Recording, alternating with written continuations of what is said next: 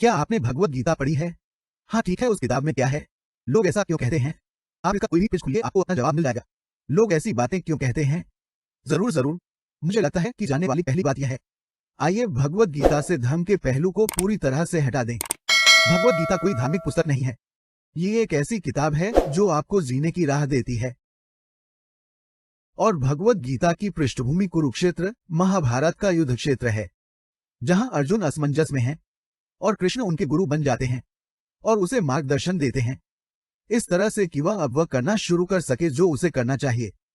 तो हर युवा या महिला उलझने होने वाली हैं। हर युवा को ये दुविधाएं होंगी, करे या न करे, हाँ या ना। ठीक इसी तरह से गीता की शुरुआत होती है।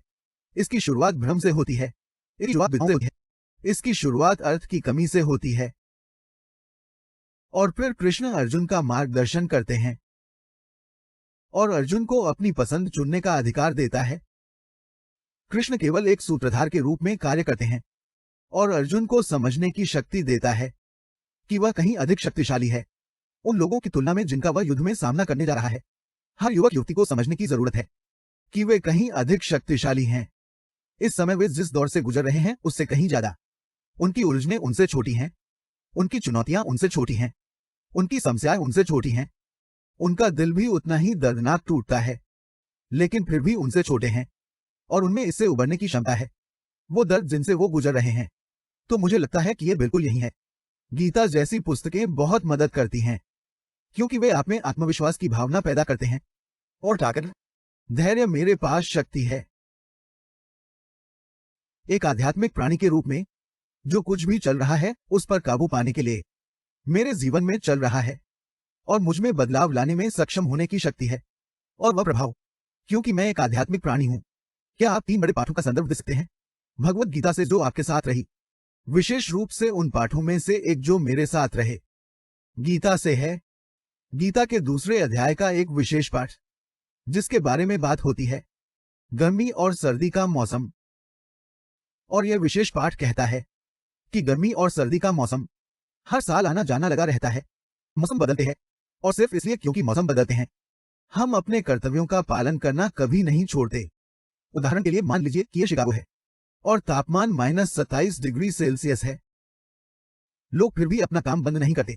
मान लीजिए कि यह दिल्ली है, तापमान 43 डिग्री सेल्सियस है। लोग अभी भी अपना नियमित जीवन जी रहे हैं, जाहिर तौर पर यहां वहां कुछ समायोजन के साथ। तो ये गीता अध्याय 2 का पाठ है। हमें बताता है कि हमें सहना सीखना होगा, उतार चढ़ाओ और विचलित न हो। हमारा मुख्य उद्देश्य क्या है? जैसे जब हम सहन करने की बात करते हैं, असफलताएं और पीड़ाएं हम समझ सकते हैं, लेकिन हमें अपनी सफलता को सहन करना भी सीखना होगा और अच्छे समय, क्योंकि दोनों ही हमारा ध्यान भटकाते हैं।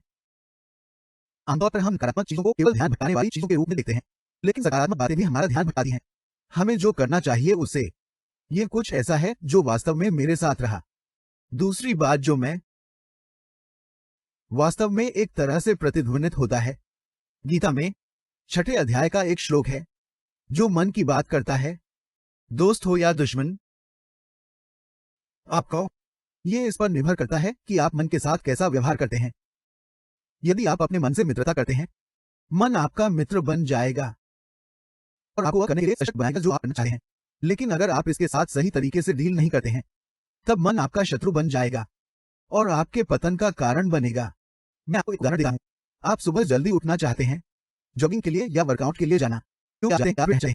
आप जानते हैं कि आपके दिन व्यस्त हैं और आप निर्णय लें, ये वर्ष 2020 के लिए मेरी योजना होगी।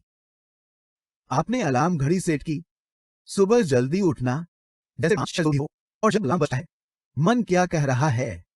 पहली चीज, आप कल रात देर से सोए, आराम से लो, या हो सकता है कि ऐसा करना आपके लिए सही काम न हो। मन लगातार गेम खेल रहा है ना? अब अगर आपके पास दिमाग है जो लगातार इस तरह के कारण दे रही है, तुम जागने वाले नहीं हो।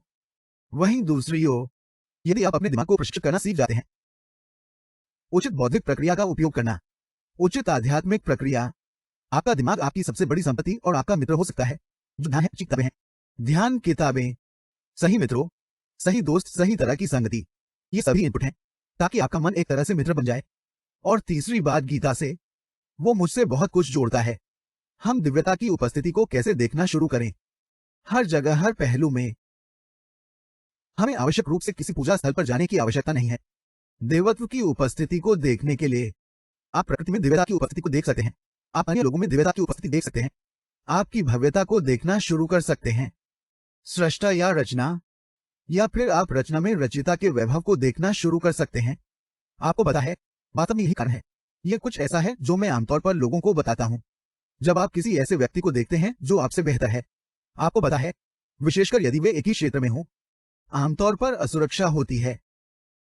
असुरक्षा है कि यह लड़का मुझसे बेहतर कर रहा है, मैं जो कर रहा हूं उसमें, या फिर ईर्ष्या है, ईर्ष्या है। कभी कभी यह दूसरे व्यक्ति के काम को नुकसान पहुंचाने की हद तक भी पहुंच जाता है। आपको पता है, और ऐसा दुनिया में हुआ है, ऐसा हमेशा होता है। तो जब आप सृष्टि में दिव्यता को देखना शुरू करेंगे, आप ये देखना शुरू करते हैं कि दिव्यता ने किसी को कैसे सशक्त बनाया है। किसी कार्य को विशेष ढंग से करना, उस व्यक्ति को उच्च शक्तियों द्वारा उपहार दिया गया है, सही है, और उस व्यक्ति के काम में तोड़फोड़ करना, या फिर उस व्यक्ति से ईर्ष्या करना, या फिर असुचित करना, यानी वास्तव में अपमानजनक कोई है जिसे वह उपहार दिया गया है। आपको पता है, लेकिन अगर मैं उस व्यक्ति को देखूं और उस व्यक्ति से प्रेरणा लें, मैं अपनी आकांक्षा को पूरा करने के लिए उस प्रेरणा की तलाश कर सकता हूं। आपको पता है, गीता का वह पहलू भी वास्तव में मेरे साथ मेल खाता है कि आप दिव्यता को देखना शुरू करें।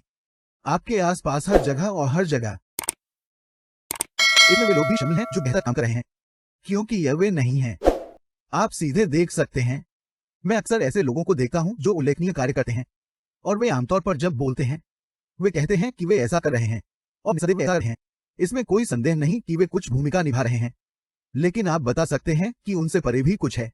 ये एक तरह से उनसे ऐसा करवाना है, चाहे वह अभिनय हो, बोलना हो, गायन हो, कुछ ऐसा तत्व जो आवश्यक रूप से प्रयास नहीं है, उनका प्रयास नहीं। X factor, x factor. और जब आप उस एक्स फैक्टर की दिव्यता के रूप में सराहना करना शुरू करते हैं, ओ ये कुछ ऐसा है जो वास्तव में मुझसे भी जुड़ता है।